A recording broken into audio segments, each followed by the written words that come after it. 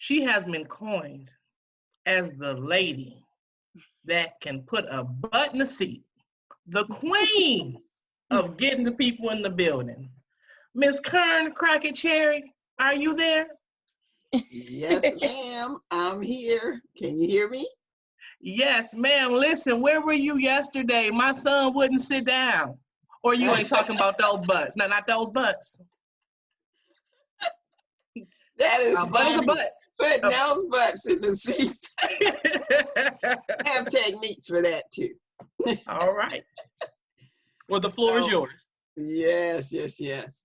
Well, I'm Kearn Cherry. I am a speaker, author, entrepreneur. I've been an entrepreneur for over 23 years plus. I've been in the healthcare field for over 30 years, providing care for people in facilities, homes, etc., through my home care business. I am also a person who produces conferences and events, and I've been doing that for over 15 years now. So, but one of my things two things that I'm very passionate at, which is I'm a master connector, and because I believe in connecting people, and I'm a collaborator. I enjoy joining with other people to bring something to life or bring an event or whatever to the people. So I want to talk about building collaboration. The time is now. So years ago, I used to spend a lot of times going to networking events, and many people, there are many places I would go, and across the Gulf Coast, the Mississippi Gulf Coast where I live, I would go from city to city attending chamber events, ladies, networking events, galas, all type of meetings. And sometimes I'd be up to 6 days, sometimes 7 days a week, networking and connecting to other people. But I didn't maximize those opportunities when I should have. I met a lot of people, and people thought I was everywhere. They were always like, she is everywhere. Well, yeah, I was a lot of places, but sometimes I was not really taking advantage. And what I mean by that is I wasn't as prepared when I went in, and I wasn't, one of my weaknesses following up. Those are things that you must do. So in order to build collaborations, there are 5 things that I'm going to talk about today that would help you build strong collaboration. So number 1 is prepare to connect. Number 2, have a plan. Number 3, build your emotional intelligence. And number 4, learn how to build strong relationships. And number 5, establish and build collaboration, which is where we're trying to go. So let's start with number 1. Prepare to connect. You want to be prepared when you go into a room. You don't want to just show up and say, hey, it's me, I'm here. Yes, you might be one of those people that everyone knows, that everybody feels like, or they feel like they know and connect to. But even then, you want to have a plan. If you listen, even celebrities and big celebrities, when they attend an event, say for instance, like the Oscar or something like that, they actually have a plan. If you listen to them in an interview, they'll tell you, I was looking to connect to this director, this producer. I'm interested in this movie. Sometimes they'll do a shout out on a person because they're looking to connect. And if you think they're not prepared, yes, they have already Googled whatever, done their homework on that person. So you want to be prepared. So the one thing I always go to the number 1 rule. You got to have a good business cards. Now, some people say, well, business cards are old, dead, and all that. No. The old saying that the older people have the money, well, yep, that's still true. And yes, they still use business cards, and they still look for people to have business cards. So You want to be prepared. If nothing else, you don't know who's going to be in that room. And you don't want to be unprepared, because many times when you least expect it, somebody's going to say, do you have a business card? And you want to have a good business card.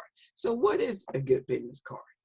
For a person like me, I want to make sure that card speaks for me when I leave the room. And I'm telling you, everybody should have a card that speaks for them when they leave the room. So it needs to have a professional headshot. It needs to have your name. It needs to have your email. It needs to have your cell phone, because if you just have your work line, guess what? What if you leave that job? Nothing's promised. And if you can, your logo and your website would be essential, and just a little blur about who you are, what you do. As you heard the lady say earlier, I'm called the butts in the seat queen, and everybody knows, yes, I can put butts in the building. So number 2, you want to have a pitch.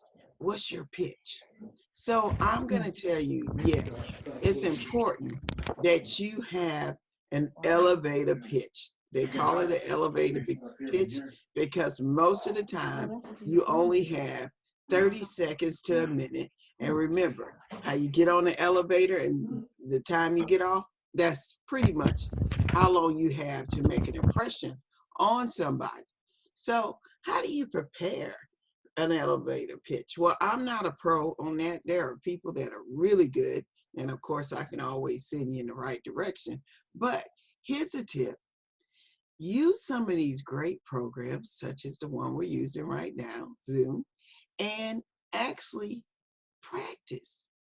Record, practice who you are, what you do. You want to do it in 30 seconds to a minute, no more than a minute. Number 3, look the part. They say looks don't matter. Yes, they do. And I'm not talking about, whether a person's pretty or not. I'm talking about how you enter a room. So you should always have the appropriate clothes on. This is a great opportunity to pick up a phone and call the person who organized the event and say, hey, what's the dress code? Or you can look on their Facebook event site or whatever they did to invite you to the event or put the event out there. But it is a good time to connect to that organizer and maybe offer something as well. You can, if you have the free time, you can offer to volunteer or whatever. But that's making another connection. So keep that in mind as you prepare to attend an event or anything, whether it's a gala or whatever. You want to be prepared. So have a plan. As I mentioned earlier, a lot of times in the past, early on when I was coming into the business world, I really didn't have a plan. And I'm telling you, don't waste your time not having a plan, because it can, if you have a plan, it can lead you to great relationships and collaborations much early on in your career or your business. So I want to talk about and make sure to use these techniques that I'm about to share also in virtual networking, because there are many people doing virtual networking now. If you haven't tried one, I suggest you jump on and try a few, especially right now. Find out who's attending. So how do you do that? Most people post events right now. They'll do something to advertise that they're having an event.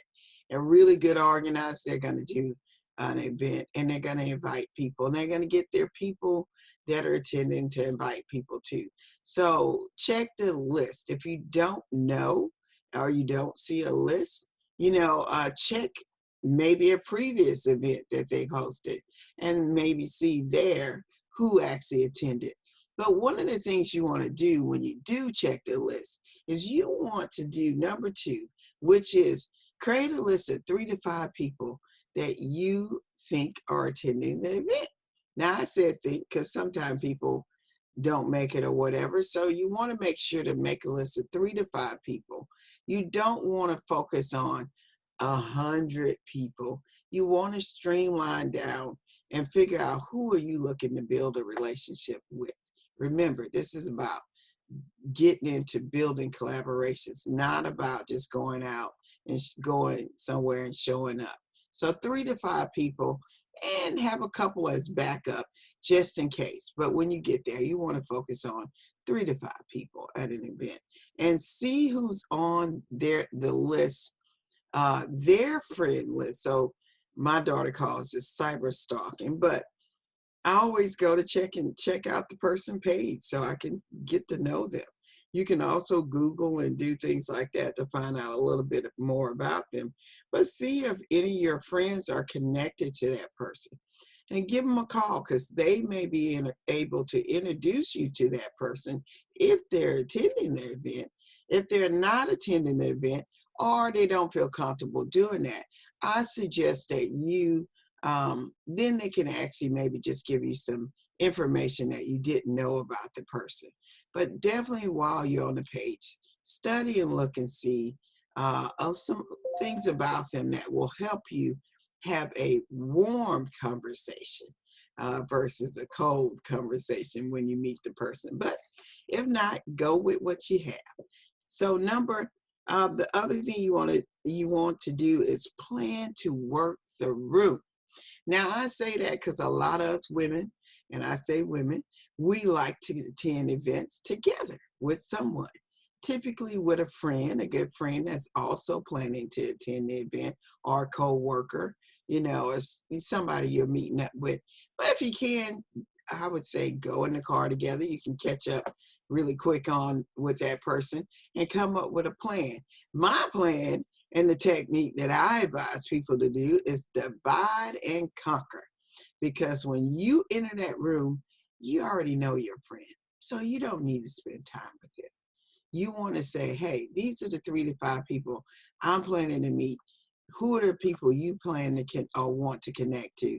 And then you go in different directions and work the room. And even if you're at the table, separate at the table so that you can strike up conversations at the table. But you don't want to spend all your time hanging around your friends or people you know. And yes, some people may approach you and want to have a conversation you already know. Of course, you got to be respectful. But remember, your goal is to connect with those 3 or 5 people that you have made from your list. And so moving on to the next thing, which I think is becoming a really popular thing to do. Number 3, emotional intelligence. You want to develop your emotional intelligence. Uh, People that are able to build strong relationships have a high emotional intelligence. So what is emotional intelligence? It's the ability to understand, use, and manage your emotions in a positive way. And you're able to manage your EI. Managing your EI will help you build strong relationships. So our goal is building strong relationships that lead to major collaborations. Well, this is an area you really want to focus on. So 4 things that you need to be aware of that you can do to help you build up your emotional intelligence. And some people already have a high emotional intelligence, but you just want to make sure that you do have a good emotional intelligence. Self-management. You're able to control your impulse, your feelings, your behavior, managing your emotions, following through on commitments, and adapting to change. So we see this all the time. Right now, you're seeing managers who are stepping up their game, particularly leaders who are stepping up their game, and they're using their emotional intelligence, right? Because they want to consider their people's feelings while they're keeping their feelings in check. And it's really important as a leader to have a good emotional intelligence, which is also called EI or EQ. So self-awareness, you recognize this. This is when you recognize and know how your emotions affects you and others. You know your strengths and you know your weakness. This is really essential that you do know this. And so being aware of yourself, your emotions is really important. Number three is social awareness. And this is the ability to have empathy for others. Now, some people think that's a God-given thing. But let's face it, there are some people that just really don't have empathy for others. And some people need to work at it. You know, some people are covering it up, but they really need to work at having empathies for others. And what better time that we should be considering this. This is why emotional intelligence is really important, especially right now. So you can understand other people's needs, emotions, and concerns when you're dealing with social awareness on the emotional intelligence. Number four, relationship management. So here we are. This is important. This is why emotional intelligence is a really important skill that you need to develop if you don't already have a high emotional intelligence. You know how to, maintain and manage relationships. That's important. That's really important if you're trying to build relationships. And if you want to build a relationship that's going to be strong enough that you can develop a collaboration, you're really going to have to focus on emotional intelligence. So here's some characteristics of a person who has high emotional intelligence. Number one, they own their stuff. And isn't that a quality that we all should have?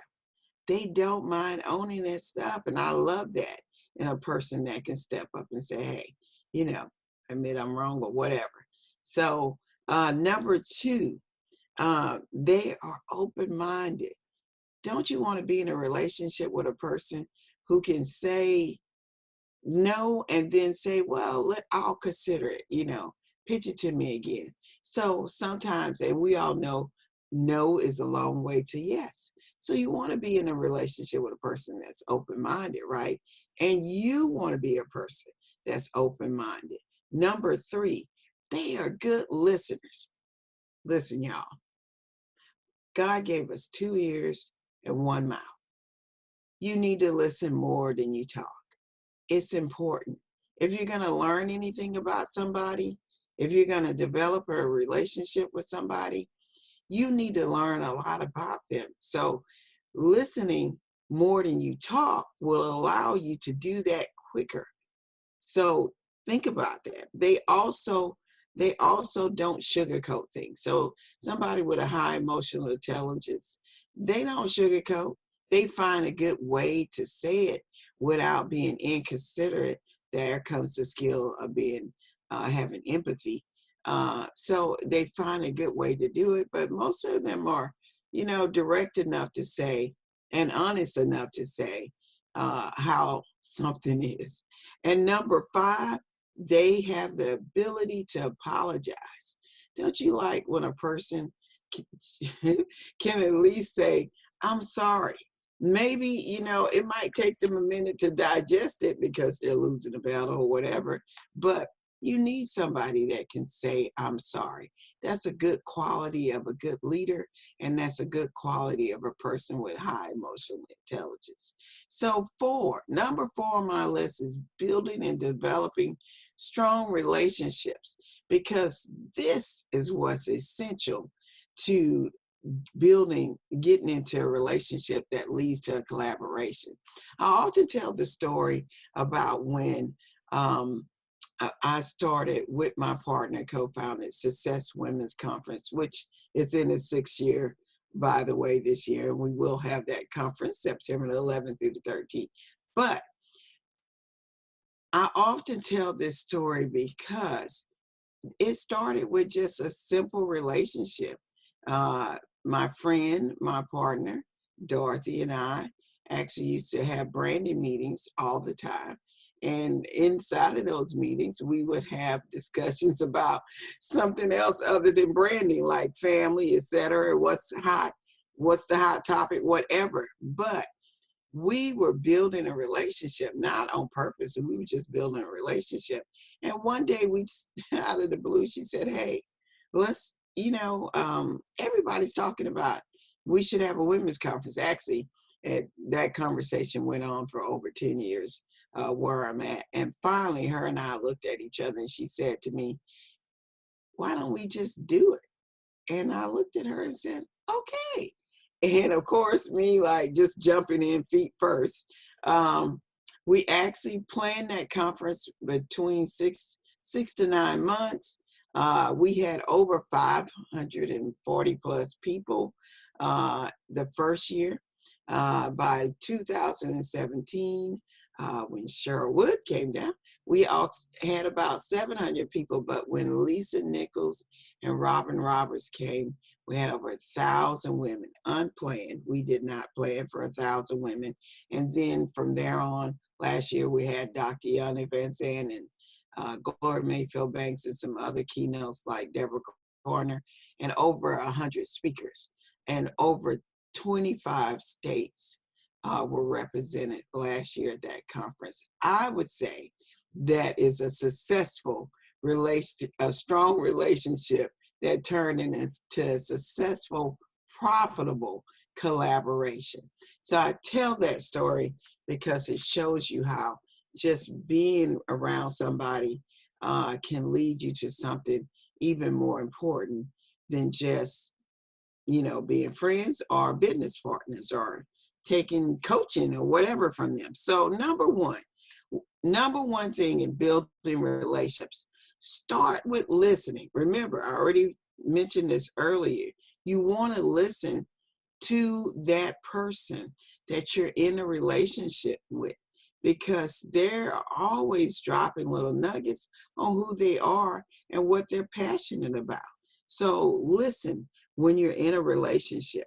And then number two, if you're doing your homework, they're going to drop those nuggets. And then also you can study that person as well. Go to their Facebook site, all that. But while you're doing these things, you want to make sure that you're learning this person and deciding if this is somebody you want to go further. Find out the things they like. As I said before, give first. So in the Bible, it says you give, you receive. I just believe, as the Bible said, if you give, much is given back to you in return. And if you give without looking for something in return, you receive tenfold. So give first. And when I say give, I'm not necessarily always saying money, but give a referral first. Connect them first. Introduce them to somebody. If they need a sponsor, send them a sponsor, or connect them to somebody that might be interested in sponsoring something they're doing. But be the person that gives first, because eventually they will give back to you. Number 4, offer your time. Remember, we're talking about building relationships here. Offer your time. When you see that they're doing something, most of us have events or boards that we sit on or something like that. Find out what they need help with. It might be making a couple of phone calls for them. It might be attending an event, that they're putting on, or they're on the board, or buying a ticket, etc. That's another thing. Buy tickets to something that they're doing. And I'm not saying you have to overly invest. I'm just saying invest your time into that relationship. And also making a phone call every now and then, checking up on them, is also a way to invest. Number 5, be yourself. I always tell people buy people. And if you're not being yourself, nobody's gonna buy you. And so if you're trying to build a strong relationship, being yourself is essential. Number 6, do something fun together. So this is a person you're actually building up a relationship with. So if you are attending some gala or whatever, buy the ticket so you can attend together. Or if you're going, you got season tickets. Some people do, not me, but hey, some people do. So if you do, invite that person that you're trying to build a relationship with. Because remember, overall, you're trying to get to where you can do something together that's profitable for both of you. And then always follow up. Remember, I said in the beginning that was my weakness. And so you want to make sure you follow up on those relationships. So number 5 is establishing uh, profitable collaboration, which is where we're going. And especially now, it is time that you take advantage of the time that we're in and start to look for relationships that you can collaborate in. And I always say when you collaborate, you can do a lot, many more things when you collaborate with other people. So, and so that being said, look for opportunities. Look for opportunities to collaborate. Pay attention. People are always dropping nuggets of things that they're doing. They might be on their Facebook site. It might be on their LinkedIn site. And by the way, if you're not on LinkedIn, I always have to say that it's a missed opportunity. Great site to be on. People tend to put their jobs and all that on LinkedIn. So I remind people all the time, make sure that you're present on the LinkedIn platform. Number 2, you should be picking up on these cues of what people's do's and don'ts are, what they like. Um, all that should be happening when you're trying to build a relationship anyway. So this is back to listening and paying attention to that person so you can form a collaboration. Recognize your strengths, yours and their strengths and weaknesses. Because when you collaborate, you want to make sure that you collaborate with somebody who's equally yoked to you. It's, biblical terminology there. And what I mean by that is somebody that has similar values, their integrity and things like that. You don't want to be yoked to just anybody. You want to be in a relationship that you can trust that person. So keep that in mind. And right now, because of the time we're in, women, I know we're involved in a lot of things. I would recommend looking in groups and stuff in order to build different relationships now. Don't just stay in the relationships you're in, build beyond that. And so there are opportunities now more than ever to collaborate and to team up. I know us women, we like to do galas and things like that. And trust me, all those things will come back. This too shall pass. So you definitely want to look at these opportunities right now to form relationships that lead to collaboration. And, the time is now. So you may not want to stretch it out for years. You want to jump in. And sometimes I say feet first. But right now, there are ways to come together instead of doing your own conference. Maybe you want to do one with somebody that's virtual right now. So just think about the opportunities, join some of these women groups, look for the opportunity to collaborate. And I say, do it now. Don't just sit around. Do it now. I'm Kearn Cherry. You can reach me on pretty much any platform, LinkedIn, Twitter, Instagram, Facebook, of course, YouTube as Kearn Cherry or Kearn Crockett Cherry or PRN Home Care. I also have coming up this year the Power Up Summit, which will be July the 31st through August the 2nd in one of my favorite cities, New Orleans, Louisiana, which is only an hour from me right now. And so we look for empowering people at that conference and motivating them to create multiple streams of revenue.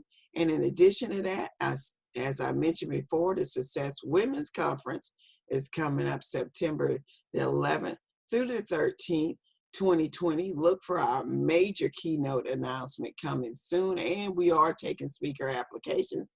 In addition to that, I am the author and visionary author of Trailblazer Who Lead, where I'll be featuring over 25 authors that are passionate about what they do. And that'll be released mid-June. So I look forward to hearing from all you. Feel free, and I will be sharing my contacts in the chat as well. All right, thank you so much, Miss Sherry. And it's funny because you are one of the people that I wanted to reach out to concerning home care. Okay, yes. Yeah. 23 years, I can tell a lot, trust me. Yeah. It sounds like you just starting. You just starting. Oh, okay, I'm just starting. Now, but I do have two questions for you. Okay. And the first question is, I know you mentioned Ayana Van Zant and those other powerful ladies that were speakers at your conference. Okay, so how did you get their butt in your seat? Oh, well, first of all, there are always tools to the trade when it comes to picking the keynote. We go through a process of looking at who we want as our keynote. And then after that, I can tell you with Dr. Yana Van Zant, it was just God intervention. To be honest, I remember my partner had, of course, used her skills. She's like a little investigator. That's Dorothy. There's actually three of us, by the way. There's Dorothy Wilson, Tiffany D. Bell, and me. We're the three women that run the conference. And so Dorothy was actually online and doing her research, which we had been doing, and we were not getting anywhere. And so she actually called me and said, hey, I got a contact. He has a contact with, he can get us Dr. Yana Van Zant. And so anyway, I'm going to tell you what actually really got us there. I actually walked into Office Depot, one of my favorite meetup places, by the way.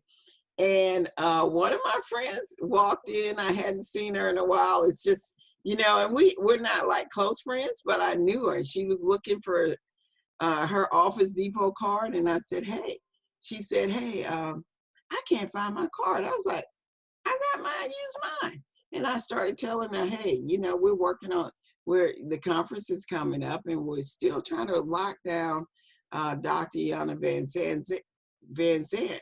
And really at that point, I just wasn't sure, though the person who was saying they had her, it didn't feel that way. Come to find out, her daughter is good friends with Dr. Yana Van Zant. And so the rest is history. Of course, after all of that, several of my contacts said, oh yeah, we see her in the store all the time. You should have told me. I'm like, really? So from that, I'm going to tell you what I learned from that was that you really should search in your contacts when you're looking for keynotes. It is much cheaper. Notice the word I use, much cheaper when you are able to use your contact. Remember, one person equals 7 people, and those 7 people have 7 people. Contacts are the best way to do it because most speakers will book themselves and cut out the middleman, which will save you a lot of money. We also had the same thing with Lisa Nichols. My partner, Dorothy, actually hired somebody, and one of the first things she asked us at our meeting was, well, who would you like to be your keynote? Well, we had already worked on Robin Roberts, so we had the inside on that, got that taken care of because we know her sister. But Lisa Nichols is the first thing that came out of both our mouths. We hadn't even discussed it deep yet. And we were like, Lisa Nichols. And she said, oh, I might have a contact. Really? We looked at her like she was crazy. It was so funny because I thought she was way cheaper. In my mind, I didn't really know how much these keynotes just can really go. And so anyway, the bottom line is she actually had the contact, you know. So I'm saying, think about the people that you know and put it out there. You'd be surprised how many people actually know people or know somebody that know people. So that's one way. It's the best way if you're trying to to get these popular keynotes that you see everywhere. They're regular people. That's what you're going to learn. And there are people that know them that don't necessarily advertise, hey, I know her. They don't necessarily post a picture on Facebook saying, I know her. So put it out there in your group or amongst your friends. For us, I kind of go to some of my speakers now and ask, hey, do you know this person? Be surprised. Okay. All right. Well, thank you so much for your expertise.